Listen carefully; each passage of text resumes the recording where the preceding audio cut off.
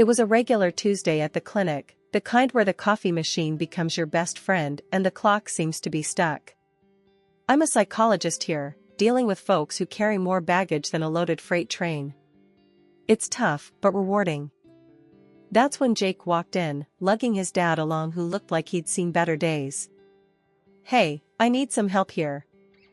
It's like a maze, and my dad needs to see the doc, pronto," Jake said, his voice laced with worry but trying to keep it cool. "Sure thing," I replied, putting down my third cup of coffee. "Follow me." As we walked, Jake kept thanking me like I was doing him a huge favor. "Really appreciate this. Dad's been off his game, and I'm just trying to keep the ship from sinking, you know?" I nodded. "You're doing good. It's not easy, but hey, you're not alone." He gave me a look, a mix of surprise and relief. It was clear he wasn't used to getting support. We got to the doc's office, and I assured him they were in good hands. "Thanks, Call me Alex." "Thanks, Alex. I owe you one. Let me buy you coffee sometime?" Jake offered, scratching the back of his neck, looking a bit awkward. I laughed. "Sure, but I warn you, I'm a tough critic when it comes to coffee." "Challenge accepted," he grinned, and just like that, we hit it off. We started hanging out, first coffee, then movies, and the occasional dinner. It was easy with him, like I didn't have to try hard to be someone I'm not. Jake was all about keeping things real, no airs about him. He worked in his family's laundry business, nothing glamorous, but he was proud of what they built. One thing led to another, and our casual meets turned into something more. Jake was a breath of fresh air, his straightforwardness, the way he'd call it as he saw it, no sugarcoating. It was refreshing, especially in my line of work, where everything's about reading between the lines.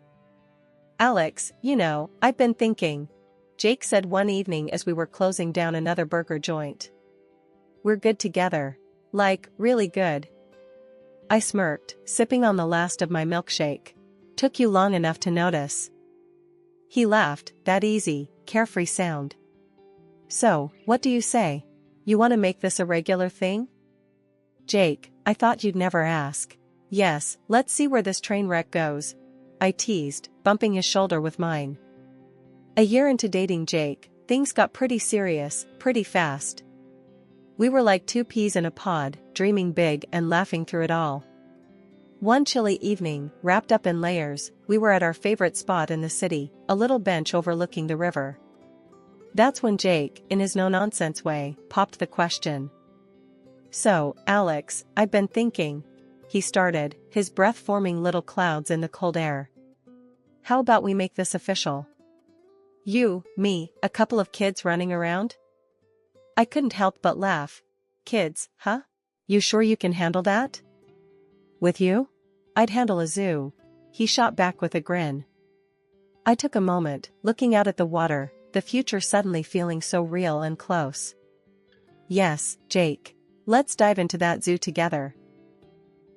The decision to marry Jake was the easy part. Living it out, now that was going to be a challenge. We decided on a small, cozy wedding and started talking about our future, dreaming of a big family. Jake was on board, his dreams as big as mine. We settled in a rented apartment, squirreling away whatever we could for a down payment on a house. But, not everything was smooth sailing. The real storm brewed with Jake's parents, especially his mom, Mrs. Peterson. The Petersons ran a laundry and dry cleaning business, a stone's throw from their place. It was their pride and joy, a family affair through and through. After the wedding, Mrs. Peterson, with her usual flair for the dramatic, made an offer. "Why don't you two move in with us? Save some money, help out with the business," she suggested one evening, her tone suggesting it was more of an order than a suggestion. Jake and I exchanged looks. We'd already discussed this and knew where we stood. "Thanks, Mrs. P, but we're good in our place. Plus, my job is on the other side of town." I tried to let her down easy. Mrs. Peterson wasn't having it. "Nonsense. Alex can quit her job. We need her here, in the family business. It's high time she started contributing." she pushed, her eyes locking onto mine like a hawk. I took a deep breath, keeping my cool. I respect what you've built with the laundry, really, I do. But I'm a psychologist. I help people too, in a different way. I can't just give that up. It was like talking to a brick wall. Mrs. Peterson's disapproval was palpable, her remarks getting sharper by the day. She couldn't understand why I wouldn't want to fold clothes for a living when I could be helping people sort through their mental and emotional laundry instead. Jake tried to mediate, but there was a clear tension every time the topic came up. We loved each other, but the shadow of the family business loomed over us, testing us, pulling us in directions we didn't want to go. Life's got a funny way of throwing curveballs, and just when Jake and I thought we had things kinda sorted, his dad's health took a nosedive. And then he passed away. It hit Jake like a ton of bricks. He was tight with his dad. And Mrs. Peterson, well, she was a wreck, clinging to Jake for every little thing. That's when the real test began. Jake came to me one evening, looking more serious than I'd seen him in a while. "Alex, babe, we gotta talk. It's about my mom." I knew that tone. "What's up? Your mom okay?" He took a deep breath, running his hands through his hair, a sure sign he was stressed. "Not really. She's not doing great, and she's not handling it well. I'm worried about leaving her alone." I sat down, bracing myself for what I knew was coming. "You're thinking we should move in with her, aren't you?" Jake nodded, looking guilty. "I know it's a lot to ask, Alex. It's just, I don't see another way." The idea of living with Mrs. Peterson, with her constant digs and that my way or the highway attitude, had me breaking out in hives. But I saw the desperation in Jake's eyes, and damn it, I loved the guy. "Look, Jake, I'm not gonna lie. The thought of living with your mom gives me nightmares. But I get it, family's family. We'll figure it out." He grabbed my hand, relief washing over him. "Thanks, Alex. I promise, we'll make it work." Moving in was rough. Mrs. Peterson had an opinion on everything, from how I dressed to how I cooked. It was like walking on eggshells covered in landmines. One evening, after a particularly long day at the clinic followed by an even longer commute, I came home to find Mrs. Peterson in full critique mode. "That's not how you fold the towels, Alex. And dinner, well, I suppose it'll have to do." I clenched my teeth, counting to 10 in my head. "Mrs. Peterson, I'm doing my best here. Maybe you could show me how you'd like things done?" She huffed. "Well, if I have to do everything myself, what's the point of you being here?" Jake walked in just then, catching the tail end of the conversation. "Mom, come on. Alex is helping out a lot. Let's give it a rest, huh?" Mrs. Peterson shot me a look that could curdle milk, but backed off. That night, Jake and I had a long talk. "Alex, I know this is tough. I see it, and I'm sorry. But we're in this together, okay? We'll make it work." I nodded, exhausted. "Together. But Jake, something's gotta give. I can't keep doing this dance with your mom. It's like she's got it out for me." He squeezed my hand. "We'll figure it out, babe. We always do." 6 months in, and I'd had my fill of getting an earful from Jake and his ma every day, like clockwork. Their gripes and digs were my daily bread, couldn't do anything right, according to them. So, I figured, maybe if I wasn't around as much, they'd find someone else to nag. I cut down my hours at the clinic to a part-time gig and started putting in shifts at the laundry in the afternoons. Jake seemed up for it, saying it was a smart move. But then he drops on me that he won't be paying me a dime. "Let's not muck about with the taxes and all that," he says. "You'll just use the family account when you need to." Sounded a bit off, but I let it slide. I was more into smoothing things over than counting pennies. That was the plan, then. Clinic in the morning, drowning in suds by afternoon. Jake reckoned it was a win-win. I wasn't so sure, but I was willing to give it a shot, hoping it might ease the constant bickering at home. Plus, it'd be a chance to get a real look at the family business, see what all the fuss was about from the inside. I threw myself into that laundry business, heart and soul. Before I knew it, I was spotting gaps and thinking up ways to pull in more folks. It wasn't just about washing and drying, it was about giving people a reason to choose us over the next place. But when I laid my cards on the table, hoping Jake would see the potential, he shot me down. I've been in this game since I was knee-high. What do you know about running a laundry? He scoffed. I was gutted. But worse, I started noticing the numbers weren't adding up. Fewer customers, more complaints. It was a sinking ship, and I wasn't about to go down without a fight. I tried talking to his mom, thinking maybe she'd get it. I even found the perfect spot next door to expand. But no dice. Jake was her golden boy, could do no wrong. It was like talking to a brick wall. But I wasn't done yet. I gathered up all the evidence I could, graphs showing our dipping income, screenshots of scathing reviews online. You name it, I had it.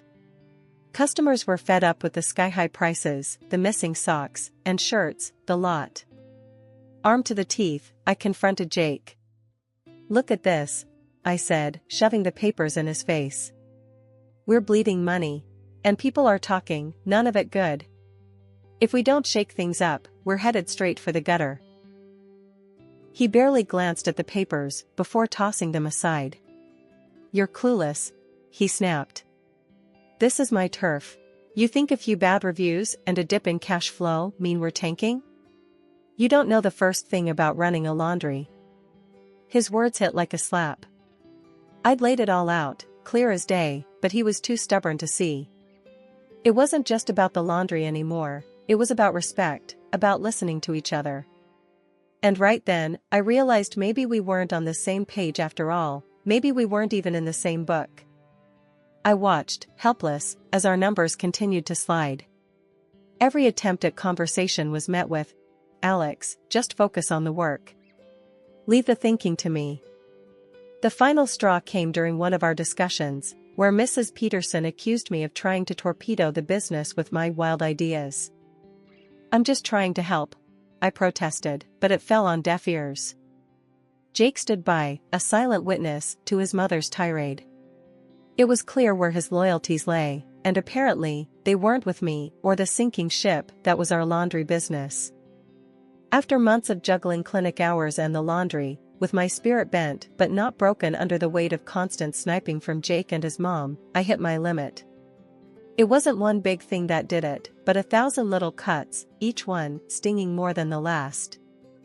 Every day felt like navigating a minefield, but I kept my head down, thinking maybe, just maybe, things would get better. That was until my birthday rolled around, a day that should have been about a little joy, a little break from the endless grind. I left a note for Jake in the morning, thinking he'd at least remember the date. Out for the morning. Back soon. Simple, right? I treated myself to a new dress, something I hadn't done in ages, then hit the salon. Hair, nails, makeup, the works. It was my day, after all. Or so I thought. The moment I stepped back into the house, I could feel the storm brewing. Jake and his mom, Mrs. Peterson, were there, faces like thunderclouds, waiting for me. Where the hell have you been? Jake barked the second I walked in. The laundry's been a mess without you, and there's no breakfast. I blinked, taken aback. But, it's my birthday, I thought. His mother cut in, her voice sharp as a knife. Your birthday? You think that's some excuse to slack off? We needed you here. You're just lazy and clueless, not even fit to be a housekeeper. I felt my heart sink. Not even a happy birthday? Nothing? I turned to Jake, searching his face for some support, some sign he'd stand up for me. Jake, you too? You think I'm just lazy? He wouldn't meet my eye. Mom's right, Alex. We can't have you running off whenever you feel like it. There's work to be done. That was the straw that broke the camel's back. All the patience, all the effort I'd put into making this work, it just crumbled. You know what? I can't do this anymore. I want a divorce, I said, the words tasting bitter in my mouth. Mrs. Peterson actually clapped her hands, a gleeful, cruel sound. Finally, we're getting rid of her. Then, as if she hadn't already twisted the knife enough, she added, "You'll be paying for your stay here for the past 3 years, of course." I laughed. It was that or cry. Actually, I think it's you who owes me. For all the unpaid work, the holidays, the sick days. Let's see how that adds up, shall we? Her face dropped. The room went silent, the air thick with tension. Jake looked between us, clearly at a loss. The conversation spiraled from there. Accusations flew, past grievances aired. It was ugly, raw, and painful, a litany of all the ways we'd failed each other, laid bare. I'd bent over backwards for this family, for this business, and this is the thanks I get? I said, my voice rising with each word. And what about me? What about what I've given up? Jake shot back, anger and something like regret flashing in his eyes. We're talking past each other, Jake. I don't even recognize us anymore, I replied, the fight draining out of me. The talk of divorce, of debts and dues, it all just underscored how far apart we'd grown. The love that had once bound us together had been stretched thin, frayed by neglect and misunderstanding. Walking away from Jake and his mom, I had a head full of steam and a heart full of hurt. But beneath all that, there was this tiny, stubborn spark of something like hope. Or maybe it was just spite. Either way, it was enough to get me moving. First thing, I found myself a little apartment. Nothing fancy, but it was mine, all mine. The silence was deafening at first, a stark contrast to the constant bickering and criticism I'd gotten used to. But I filled it up with plans and dreams, louder and more vibrant than any argument. I remember sitting there on a second-hand couch, surrounded by unpacked boxes, when my best friend Liz dropped by. She found me surrounded by papers, my laptop open to a dozen tabs, all research. "What's all this?" Liz asked, raising an eyebrow as she picked up a stack of printouts about business loans and laundry equipment. "I'm starting my own laundry business," I declared, more to convince myself than her. Liz whistled, low and impressed. "That's a bold move, Alex. Going head-to-head with Jake and his mom?" I nodded, feeling the resolve solidify within me. "Yeah, they think they've seen the last of me, but I'm not done. Not by a long shot. I found a spot for rent right next to their laundry. It's perfect." "Isn't that a bit direct?" Liz asked, a hint of concern in her voice. "Direct is exactly what I'm going for. I've got ideas, Liz. Good ones. And I know I can make this work," I said, the words tumbling out with a passion I hadn't felt in months. Liz smiled, her support unwavering. "Well, then, you're gonna need a business plan. And probably a drink. I'll grab the wine, you start brainstorming." So we did. We outlined everything from business hours to services offered, differentiating my future laundry from the one run by Jake and his mom. I wanted to create a space that was more than just a place to wash clothes, a community hub, with top-notch service and a personal touch.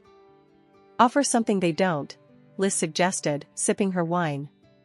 "Like a loyalty program or better yet, a guarantee for lost items." "That's genius," I said, the idea sparking excitement. "And I can set up a play area for kids, maybe even a small cafe corner. Make it a place where people actually want to spend time." We worked into the night, fueled by wine and the thrill of creation. By the time Liz left, I had a solid plan and a fire in my belly. It was more than just a business venture, it was my shot at proving them wrong, at proving to myself that I was more than what they saw. After the dust settled from the divorce, I dove headfirst into my plan. The empty spot next to Jake's laundry? Snagged it. It was a mess, sure, but it had potential. I poured everything into fixing it up, buying the best washers and dryers I could afford, and stocking up on top-notch cleaning supplies. The place started shaping up, and I opened the doors with a mix of dread and hope. At first, it was like shouting into the void. Folks just kept on walking past to Jake's, sticking to what they knew. But I wasn't about to fold that easy. I made my place welcoming, a coffee machine for the adults, a small play area for the kids, even a couple of slot machines for a bit of fun. I stayed open round the clock, added security cameras, and made damn sure everyone's clothes were treated like treasure. Listen, I'll give you the best service you've ever had. I'd tell anyone who wandered in, half curious, half skeptical. Not happy with the clean? It's on the house. But when you see the results, you'll want to come back. Guaranteed. Word started getting around, thanks to the effort I put into every detail and every customer. Reviews on the internet began flipping from skeptical to stellar. Never seen my whites so white, one said. The coffee's a nice touch, said another. Love the spot for the kids, chimed in a third.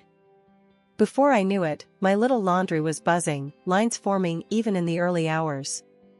My laundry became the go-to spot, not just for the quality of the clean, but for the community I was building.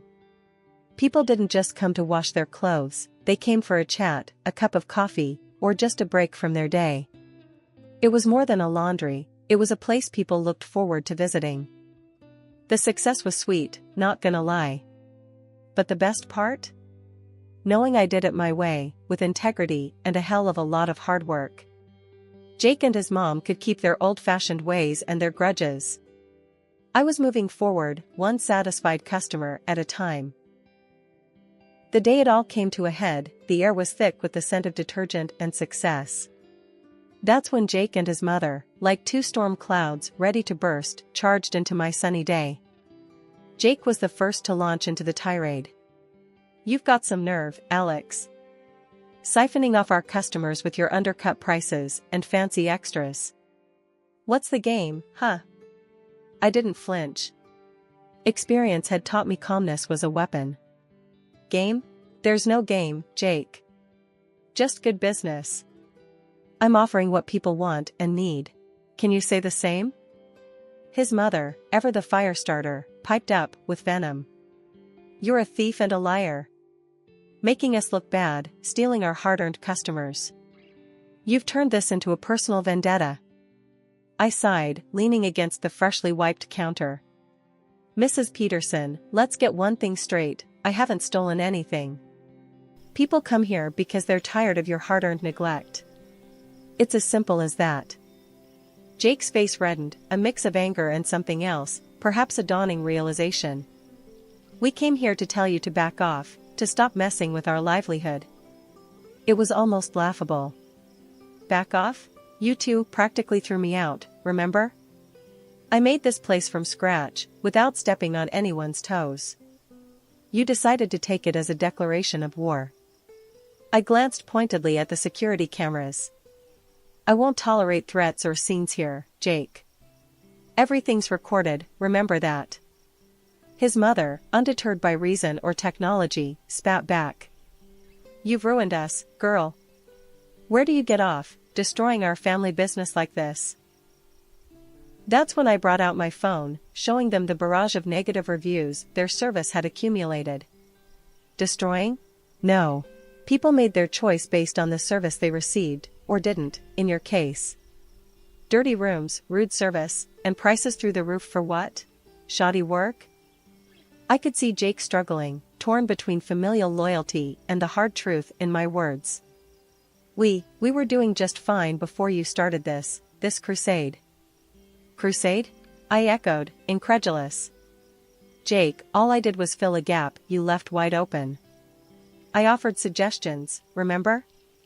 You both decided I was the enemy for trying to help."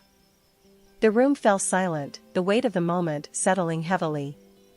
Mrs. Peterson, in a last, desperate bid, shifted tactics. "Fine, then if you're so successful, hire us. Our laundry is dying, we're swamped in debt." I let out a dry laugh. "Hire you? After everything? I think it's time for you both to leave.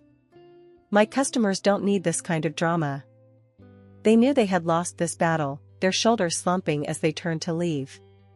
Jake paused at the door, a complex look crossing his face, a mixture of regret and resignation. "This isn't over, Alex," he said, but it lacked conviction. But it was over, at least for me. I had built something out of the ashes of their disdain, a place that brought a little bit of joy and cleanliness into people's lives. And as they walked out the door, I turned back to my bustling laundry, a smile playing on my lips. This chapter of my life was closed, and I was already looking forward to the next.